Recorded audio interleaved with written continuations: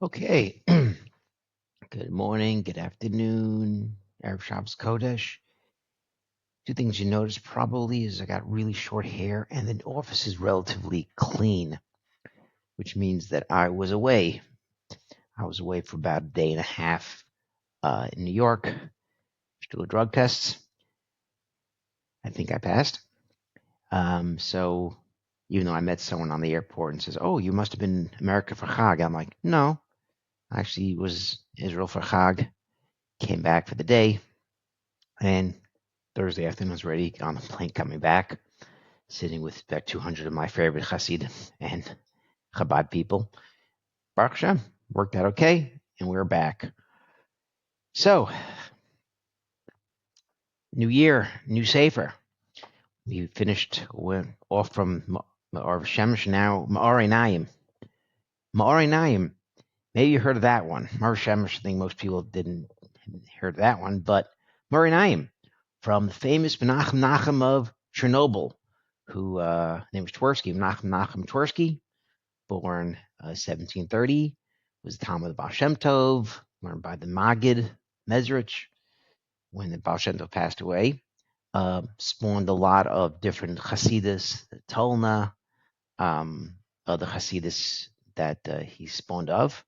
But this Chernobyl dynasty actually is Ukraine. He was raised by his uncle in poverty. So a little bit about him. His yard site is Cheshvan, so maybe we'll do something. Skver, Hornsteipler, different Hasidus that came from Nachem of Chernobyl. And Sefer, Meor Ainayin, is recommended to learn this after Meor Shemesh, and here we are. So already from the get-go is a very interesting take on literally the first pasuk, Bereshis bara, Eish Shmai v'Sa'aretz. So Meor Ainayin says that it actually Esarts includes everything. Ace, the word ace is in Lorabos' inclusion. And he wants to say that it's not just Shemaim Aretz was day one, and then you have stars, you have the moon and three, and trees, and Adam and Chava. Everything was created day one in the 6 days of creation. Everything was there, meaning that everything you see now has a tie-in to opening day, which is interesting because you cannot look at something and just see something on the surface. A lot of times we judge people, we judge things. Oh, this is tame, this is treif. Oh, this I don't know. Computers, treif, tame, boom, internet, all these things are tame. The chairs, there's nothing, no importance to a chair. Or you see non-Jews or even Jews. Sometimes we actually we downplay, we call chilonim, we make fun of whatever. We look at things and we say, nothing too exciting with that person or that thing. And the Meor Ainayin says that's a terrible thing. There's a Shem mimal, there's a chelik of Hashem in everything, or else it wouldn't be here, it wouldn't exist, it would disappear. So everything you see around you literally has a tie-in to creation, has a tie-in to Hashem. Hashem is in everything. That's step one, by the way. That's important. There's another idea that Meor Ainayin has, is that when Yosef goes to Mitzrayim, Yeshever, there's Shvira, there's brokenness, meaning the klipa, the holy sparks are in everything, and Yaakov has to now tell the brothers to go that they bring it out. And there's level that even in lower levels, even in Mitzrayim, even when there's no Kedusha, seemingly no Kedusha, there's something there, something in the brokenness. And he points to the Gemara, which says that the broken luchos, they just throw in the garbage. Broken luchos went in the Aron. So everything in the world, there's shvira, there's something that's broken, or if something is broken, it always can be brought back up. And this is the idea that Meor Ainayin starts off with, is Bereshis bara. That's not just Adam and Chava and the trees and the stars. Everything has a piece of Hashem in it, which is why perhaps the idea is Shvis Hashem L'neged Tamid. If you want to stay away from sin, think of Hashem being there. So it's not just two things that are not independent of each other. They're really connected. If you believe there's godliness in everything, then Hashem really is there, and you just have to think about it. And this kind of really is a good takeaway, I think, when you have the hostages.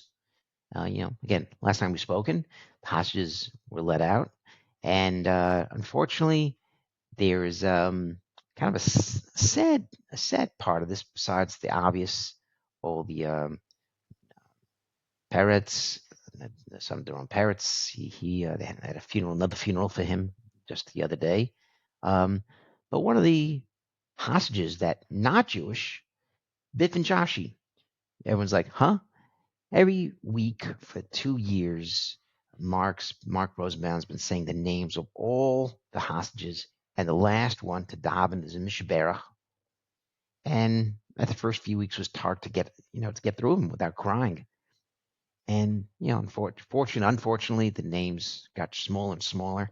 But the last name was Bippin Joshi. Bippin Joshi, who unfortunately they said Joshi Biffin for a while. It turns out it really is Bippin Joshi, the Nepalese kid who worked in down south, and he was one of the hostages. And even though they released a video that he was alive a few months ago, and were like, I was thinking, I hope this guy's alive, because they keep saying he's the last name. All the names, Jewish names, Bippin Josh is the last one.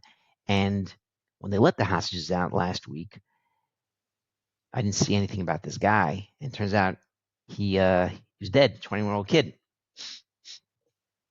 So, it was extremely sad. And I'm thinking, I'm not crazy. There's godliness in everything. Maybe it's not the same godliness of a Jewish person or the rabbi, but because he was alive and he was a person, he has certain godliness in him, and he didn't make it out. So this is what the Meor Shemesh, I knew I'd do it. Meor Ainayin says, and he ties it back to the pasuk, Bereshis bara Elokim Shemayim v'Haaretz. Hashem created bara in the Torah, Shmai v'Haaretz, everything. So in the Torah, there's Hashem in everything. Shmai v'Haaretz, Es Shmai v'Haaretz. Literally, the word Es includes everything. Es Shmai v'Haaretz. The Haaretz, the ground there, Tohu v'Vohu. If you just look at Haaretz, if you are a ground person, just looking at the superficial level, Tohu v'Vohu, you are empty and confused. So instead of saying the land was empty and confused, land was up in the air, you're up in the air. Someone who doesn't recognize or appreciate this Hashem Mimal, you're Tohu v'Vohu. You're the one that is empty, and you're the one that's desolate. And that's the job really of a person, of a Jewish person, is to see the life in everything, seeing the godless in everything. Don't go to shul and criticize this person. Don't go on the airplane and criticize this guy for doing this. There's godliness, or else that person wouldn't be there. Maybe you don't agree with him, or some actions are bad, perhaps.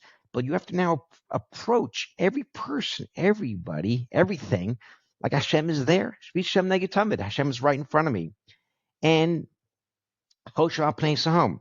And he takes the next level. Talks about Torah Lishma.